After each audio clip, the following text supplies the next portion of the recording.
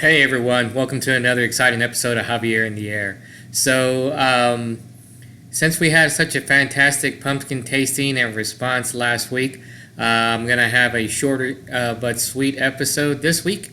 Give everyone a chance to get acclimated to Javier in the Air. Thanks to the bro last week for the pumpkin tasting, and thanks to everyone. I got some great responses about it. Why didn't we try this beer? Why didn't we try that beer? Why the heck are we trying pumpkin beer? I hate pumpkin beer. Why is it just you and your brother and you say it's a panel? I think I also got. I can't remember everything else that I had. I had it written down and I forgot where I put that. Anyway. Good times were had. Lots of pumpkin was drunk.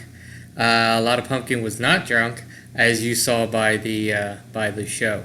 We'll be doing another panel like that. Hopefully, we can get more people on it in a couple of weeks. We'll probably do something more along the lines of Christmassy. We might even do a liquor or a wine. So if anybody has any ideas and would like to join us on a panel to do something different, please let me know, and we'll get to it.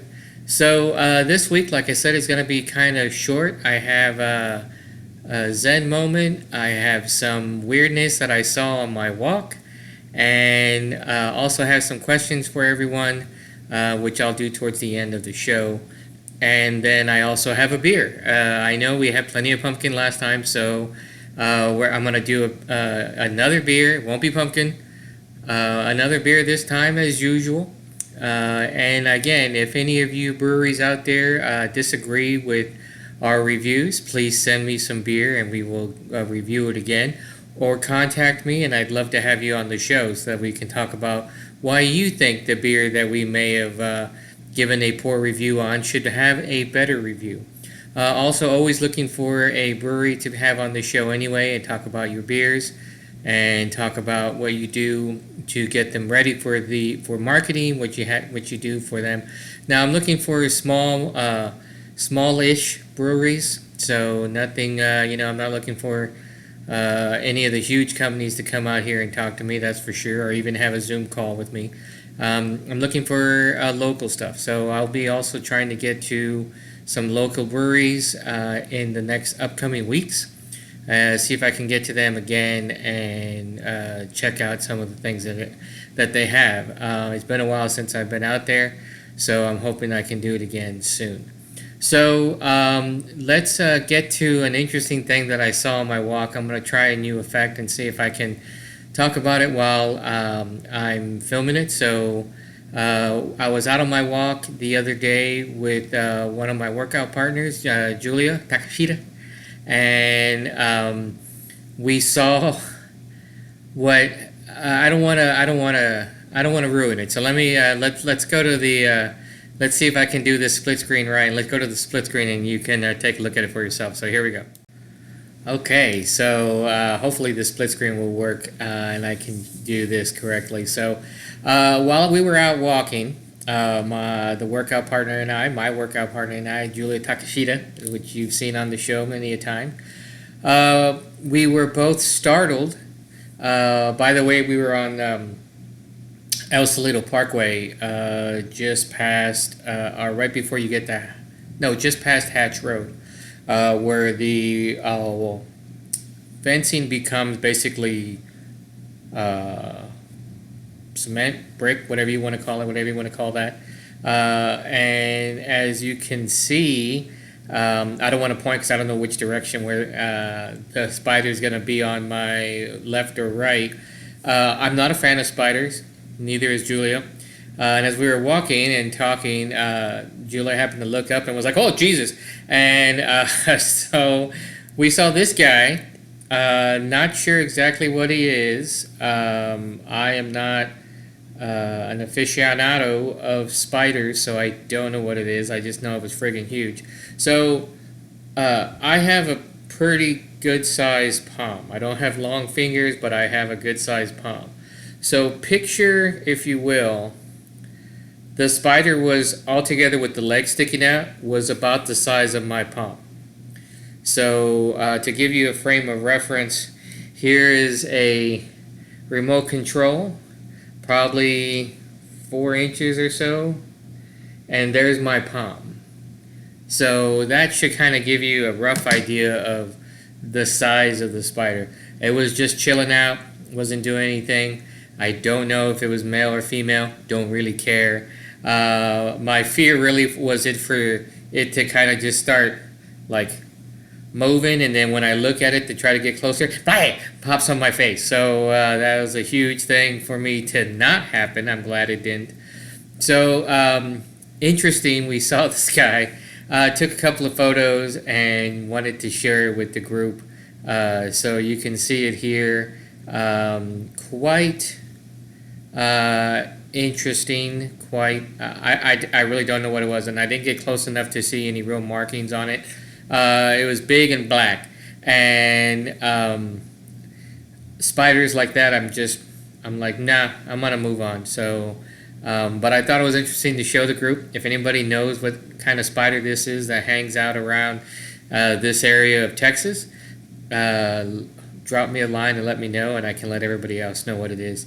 But yeah, that was about, and this is actually zoomed in, so I didn't actually get as close as it looks like I did on this photo.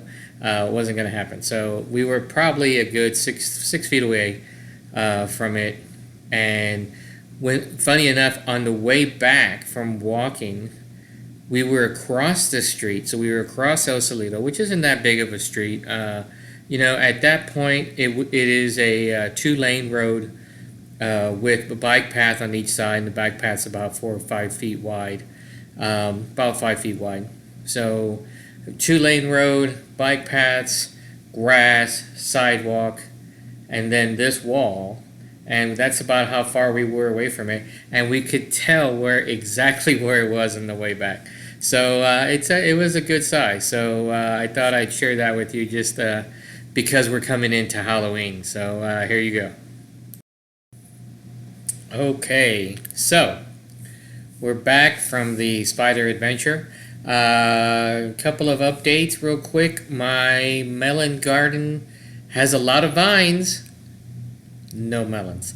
So I'll keep everybody up to date. I think next week I'll actually go ahead and put out another video. I know my mother and a couple of other family members like to see what I'm growing or trying to grow. So I'll do another video next week of what's going on out there. I'm also expanding the cage around the garden beds with bird netting and PVC pipe, so I'm trying to expand on that. Unfortunately, my truck is in the shop and has been in the shop for a couple of weeks. I won't go into that adventure. So once I get that back, I'm able to go and get some more fittings and some more bird netting, and then we finish that project up. So, but the melon vines are growing. They're growing strong. They're looking good.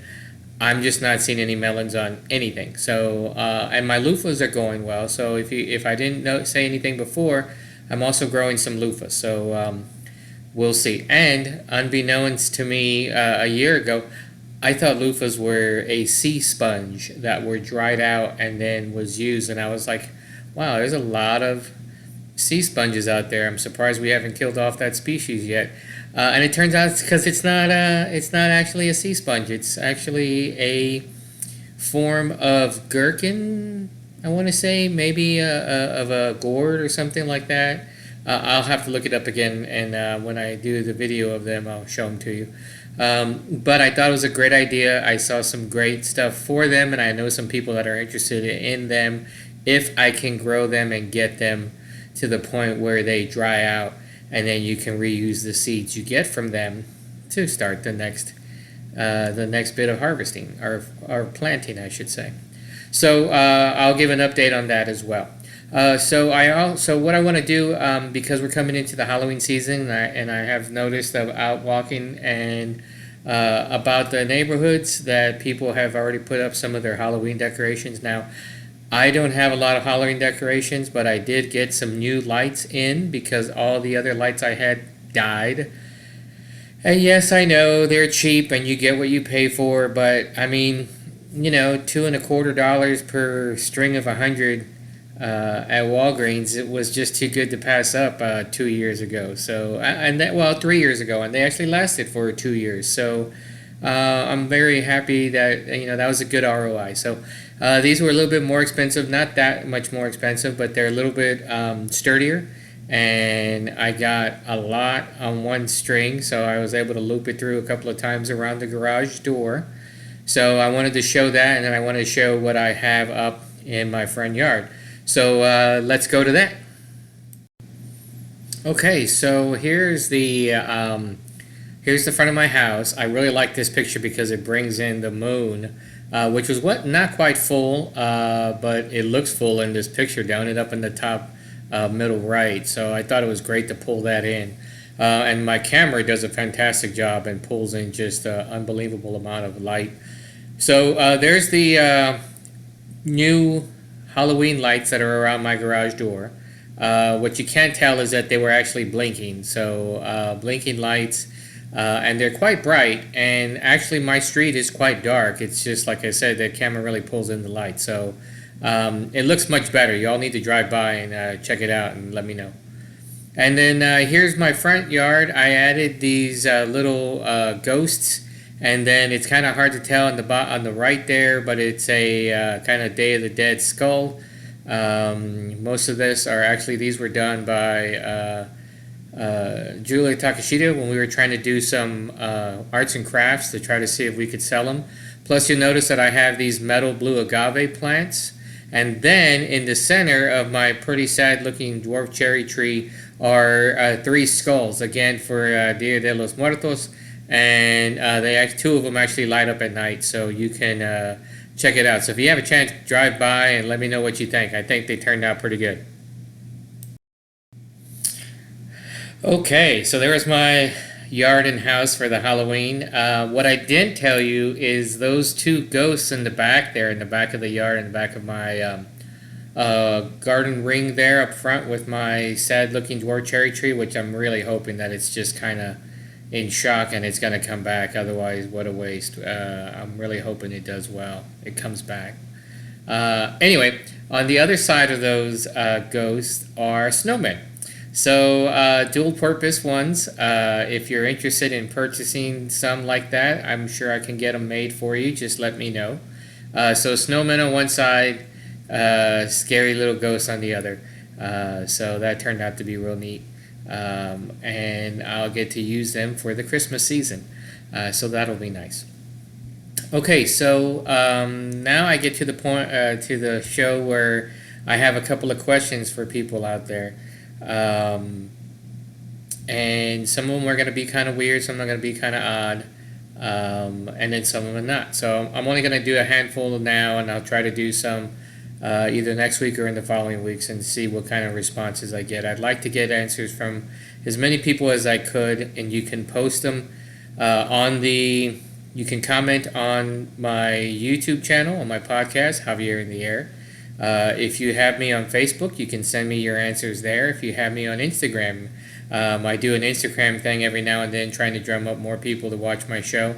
You can send me a note there. You can also send me an email if you have my email address. So I'm just trying to drum up some more viewerships and get some more people interested in watching my show instead of the 3 people that currently are my main subscribers now. So anyway, let's see. So one of the questions I wanted to ask was, do you remember the first cereal you ever ate, or actually, let's put it this way: what was your favorite breakfast cereal as a child? Child being under the age of, say, 15. So if you can remember that far back for some of you, what was your favorite breakfast cereal? Now, I know mine. I'm going to save mine till I get some answers, and so we can all talk about it. So if you're old or older, as old as I am, or older, maybe you had something different that you liked for breakfast, and you can go ahead and post that. I myself have a breakfast cereal, and it harkens back to the day of my grandmother Ayala. So and it's a really great, really well great, and in fact for a kid it's great. But it was probably one of the most sugar laden cereals that you're ever going to find. So I'll leave it at that, and then we'll answer this next time when we do it. So question number 2 is: there's been a lot of talk lately about perhaps the universe being a simulation or a dream, which kind of leads, to the way the Matrix was, where everything is kind of a simulation dream, and then you get woken up. So my question to you is: if the universe as we know it is a dream, would you want to be woken up from that? In other words, would you want to take the blue pill and wake up, or would you want to take the red pill? And be sure and let me know if I picked the wrong ones. And pick the red pill, and you go back deep into the dream state or into the simulation, so that you don't know that this is a dream state or a simulation. So, would you want to be woken up? Number 3, and I saw this a lot on Facebook, so I wanted to actually get some responses on this. What do you feel is the worst Halloween candy that's out there? Now, growing up, some of the Halloween houses that we used to go to, my siblings and I used to go to, had some horrible ones, some very nice, and now that I'm older, I'm probably older than some of the older ladies and men that would give out candy at that time, but they would give out some horrible candies, and it was probably just what they had available or what they could afford, and shame on me as a kid for saying how horrible they were, but they were pretty bad. Some of them were pretty bad. So what was the worst, or what is the worst Halloween candy that you either refuse to eat, you refuse to buy and eat, and it's even so horrible that you don't buy it so that you won't eat it, and you'll give it out to kids? You don't even want to do that. And some that you wish you could go and burn down the factory that makes them. So there's a lot of horrible candy out there. I know of quite a few that I find repugnant, and so we'll take a look at that and see. So we did breakfast cereal, dream, candy. Let me give you one more. So I brought this up before, and the people that I brought it up to are going to probably groan and roll their eyes on that. But indigo, as in from the rainbow, Roy G. Biv, and if you don't know what Roy G. Biv is, it's a mnemonic device used to remember the colors of the rainbow. So Roy G. Biv: red, orange, yellow, blue, red, orange, yellow, green, blue, indigo, violet. Okay? So Roy G. Biv. I even got it wrong, and I already know that, and I know the device, and I've known the device forever. So the question comes: what is indigo? Now, according to the spectrum, the light spectrum, indigo is a distinct, separate color from blue and violet. It is not blue, it is not violet, it is indigo. Now, the problem with the color indigo is that most people do not know what that color actually is. When they hear indigo, they think blue. Every now and then they may think violet, and by the way, purple is into the violet. But there's been huge articles about that, and the thing is, indigo is separate. It is not blue, and it is not violet. It is its own distinct entity of color. Now, the problem becomes, how do you describe that color? Because it's not blue, and it's not purple or violet, or all the shades of violet, and it's not any shade of blue. How do you describe it? And so the problem is that we start going back on our blues and violets and stuff like that, and we say, well, the plant indigo is blue, and they use indigo to make jeans, and jeans are blue. Well, the problem with that is that indigo is not, the plant indigo is not indigo. It is indigo because that's what it's been called, and that's the name of it. And it's closer to the frequency that is truly the color indigo, but it's not indigo. If you have to use blue to describe indigo, then you're not describing indigo. So I'd like to hear from anybody and everybody as to what they think indigo actually looks like. And it's tough because when you go online, you'll see there's a lot of tough things, and you're like, well, that's blue. And is it because your eyes are being deceived? Your eyes can't see that wavelength? Or what? So tell me what you think about that. I know it's driven some people nuts because I used to bring it up a lot, so I'm bringing it up again. So 4 questions for everybody out there. Send me your answers. Post your answers on here on Javier In The Air, and we'll have a good time with it and see what we get. And I'll try to bring them up either next week or the following week. So now I'm going to take a quick break, come back, and we're going to talk about this week's beer. Okay, so there you have it. We have the questions out there ready to go. Hopefully I'll start hearing from people once I post this. And now we get to the beer section. I know it's nothing like what we did last week, and I actually had some people but remarked on how well in sync my brother and I were. And, I have known him for about 50 plus years, so it turns out makes it pretty easy when you can be in sync with someone when you've known them for that long. Plus, we do like to rib on each other, so, and this is going out to the 3 viewers, my 3 main viewers that I have that always watch the show. So hopefully I can retain, got a lot of views last week, so hopefully I can retain some of them, and they'll enjoy watching me today. So, beer time. Once again, I am going with something called Dragon's Milk White. This is a bourbon barrel aged white stout, as opposed to the regular or the normal stouts, not normal, but the stouts that you normally see, which are quite dark. So here is the Dragon's Milk White Stout. This is brought to you from, and I already opened the beer, so I can't point it to, well, it even has a website, dragonsmilk.com. This was done by, well, let me pour it. It's 6% ABV, so let me pour it and we can see how it looks. So let me see if I can angle that right. And here it is, a white stout, as opposed to those dark stouts like I was talking about. So, see if I can get the whole glass in here. And I just did it. So again, there's the Dragon's Milk White bourbon barrel aged white stout. See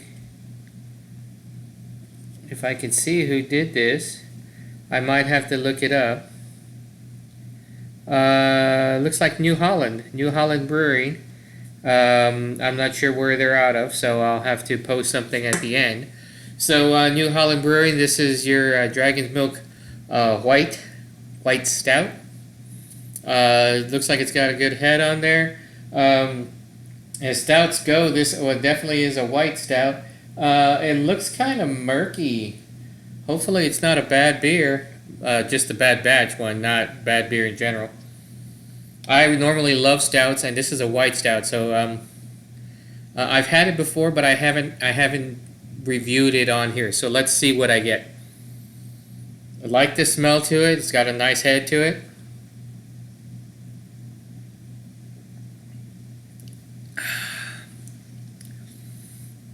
That's nice.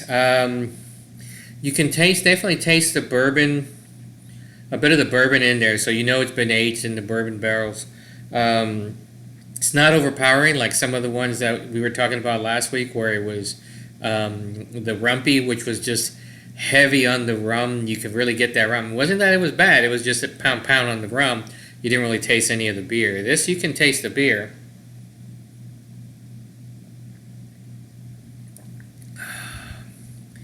smooth in the beginning, smooth in the middle, and smooth in the end. So definitely get that kind of the stout that they're talking about taste to it. So it's definitely a good stout.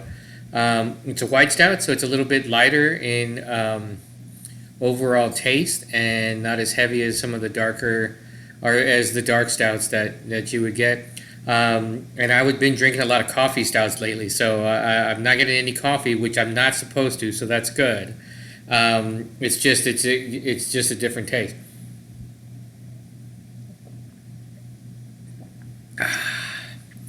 Quite nice, a nice. Hopefully that was in the glass before I poured, and it wasn't something in the can. That is good though. I really like it. I'm going to finish that one here as we end the show. So I think overall, I'm going to give that let me give that a 7 thumbs up. 2, 3, 4, 5, 6, 7 thumbs up. This is on a scale of 1 thumb or 0 thumbs to 10 thumbs, and any marcation in between. So definitely a good one. Give this one a 7. Thanks for New Holland for having that. Hopefully, and you know what? I'm going to check that while I'm talking to you here. So if anybody has any idea for a beer for me to try, or an alcohol for me to try, or wine for me to try, yes, this is, again, I confirmed it, New Holland Brewing Company. Let me see if I can get their site. Actually, I don't see their site. I don't see their direct site, but I had it here. So if you need me to try anything different, let me know. I am all for it. If you have a brewery or a cidery or a winery or a distillery, and you are within, say, 50 miles of the Cedar Park, Texas area, and you'd like me to go to your place and review anything that you would like me to review, I certainly will. Not a problem. Oh, it looks like they have some, looks like they're doing some seltzers. So I guess they have bourbon barrel seltzers, which is interesting. So they have their Dragon's Milk. They have the Dragon's Milk White. They also have a Dragon's Milk Reserve, and then a Dragon's Milk, something called Solera, which is a feta aged ale, which I'm not sure what feta is, but they have it. So very interesting. This is dragonsmilk.com, by the way. So this is direct for their Dragon's Milk, but it is New Holland Brewing that does it. So if interested and you'd like to join me on a panel, and you'd like to join on a tasting, and by the way, the panels don't necessarily have to be beer-based. I think I was saying that earlier in the show. They can be an alcohol or wine-based. If you are not in the Cedar Park area, but you want to be on my show and be part of the panel, just let me know. I can get you on a Zoom call or some other video conferencing, and we can do a call like that. I was hoping to have my nephew on last week, but he wasn't able to make it, and so it was just Rob and I. But I can certainly have people on there doing it. I think next week I'm also going to bring back gaming, so I'm going to try to get neighbor James and neighbor Zida involved and see if I can get them that we can play some games and talk about them on the video. So if there's a unique board game that you play or a unique game in general, please let me know, and I'd like to have you on the show and we can talk about it. So that's it for this week. A little bit longer than I thought it would be, but isn't that always the case? And I hope you enjoyed it. And for those of you that are new, welcome to Javier In The Air. Hope everyone is doing well. Hope you're looking forward to the upcoming week. Slowly but surely, we are getting close to Halloween. So I'll start having some more Halloween stuff. So until next time, I hope you enjoyed the show. And I hope you are safe and sound. And I will talk to you again next week. Thanks a lot.